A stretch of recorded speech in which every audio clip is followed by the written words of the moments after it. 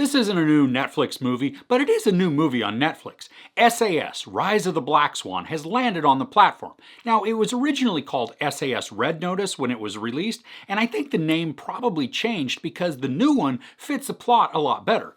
This has a pretty stacked cast, but should you be watching this action thriller?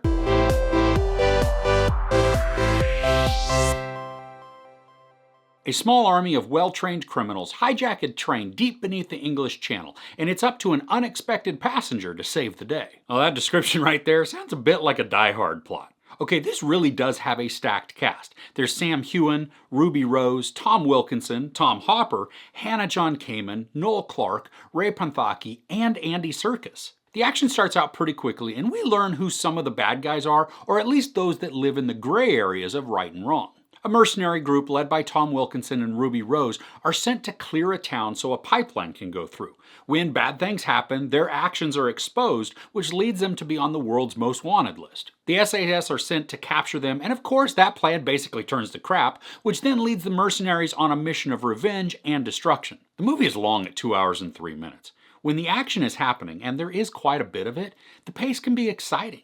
There are even some times where there isn't action happening that does have some decent tension that keeps the story engaging. But with the movie this long, there are also big portions that are uninteresting because they're repetitive or the scenes just feel unnecessary. Sam Heughan is the main protagonist, and he's great at his job. He's pretty detached from feelings, which the story then takes great pains to point out repeatedly. He's a bit like Mark Wahlberg's character in Mile 22, but he's more likable and less stoic. Ruby Rose is the main antagonist, and she gives a middling performance. I mean, she is great when she's doing some action, and even when she's supposed to be cold and calloused. Those parts are convincing. It's when she's giving orders or just moving around the space with some dialogue that she's much less effective and then much less believable. I really liked Hannah John-Kamen. I felt that she brought the most humanity to the characters, and she was enjoyable to watch. Now, there is a character transition with her that feels a bit jarring because it kind of comes on suddenly. And while it's understandable for that transition, it also just felt rushed. I think many of the other players are just not utilized fully. I think Andy Serkis is relegated to the background a lot. He's fine for what he's in, but that just isn't too much. And sometimes he's in the background looking at another character like he's trying to remember if his lines are the ones that are coming next. Now, I know what he's doing, but the looks didn't always translate to his motivations. Now, the story is not only one that we've seen before, but it's also not terribly engaging. I can get behind the story of a group of terrorists who want revenge, kidnapping a large group of people to accomplish their means. There are a ton of action movies that use this effectively, and I do like that I don't think I've ever seen a story that utilizes the cramped space of the Channel Tunnel before.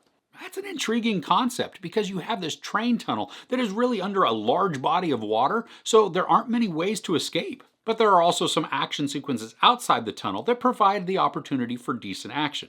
There's a ton of gunfights and explosions and people flying through the air, which can be exciting. Now, there are a lot of plot conveniences built into this story. We can overlook the whole setup of why Sam Heughan's character is even on the train that Ruby Rose and her team decide to hijack. I mean, that coincidence didn't really bother me. What our characters go through and how they get out of certain situations, though, do feel like the writers just gave the players certain outs to resolve all the situations. And there's a massive one towards the end that gave zero explanation to how a character was able to get to where they were in a seemingly quicker time than some others who went to the exact same destination. I mean, it was laughable, but something I also then just chalked up to convenience to keep the story moving along. For the action, I like the brutality that the bad guys possess. I mean, too often we hear bad guys in movies talk about how they're not going to put up with anything, only to not back up those words. And as terrible as the actions are, at least in this, the terrorists are ruthless. It does create a level of tension because when a character threatens something, we can be pretty sure they're going to carry it out if their orders aren't complied with. Now, the story does have some big holes that they don't really try to fill, especially when it comes to the final outcome of Ruby Rose's plan. There is this huge opportunity for others to thwart her end goal because they have some specific knowledge of her plan, but no action is taken. Now, from a visual standpoint, that is good because it allows for some great action. But from a story standpoint, it just doesn't totally make sense. So overall, this is okay for an action thriller. The hand-to-hand combat in the confined space is fun for intense action.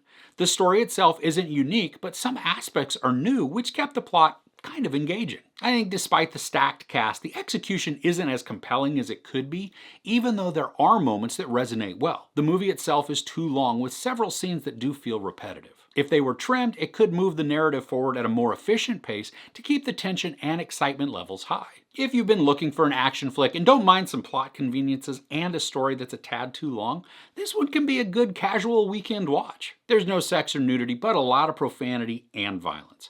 I give SAS Rise of the Black Swan 3 out of 5 couches. What's on your watch list for this weekend? Anything you're really looking forward to checking out? Let me know in the comments below. If you enjoyed this review, please give it a like. Also, don't forget to share and subscribe. I'm Chris. This is Movies and Munchies. Thanks for couching with me.